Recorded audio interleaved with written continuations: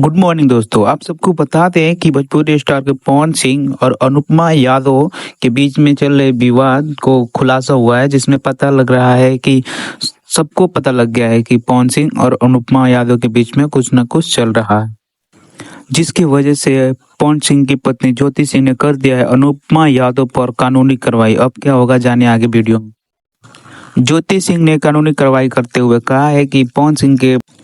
पवन सिंह अनुपमा यादव के कारण मुझे तलाक दे रहे हैं। तो हम आपको वीडियो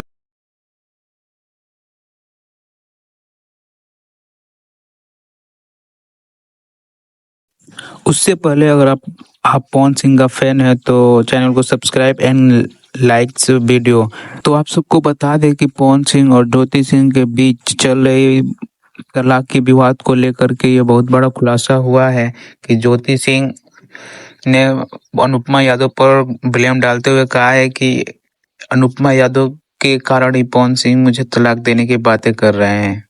ज्योति सिंह ने यहाँ तक कहा है कि अनुपमा यादव पवन सिंह को लूट रही है और उनसे शादी की दिलासा दे रही है, जिससे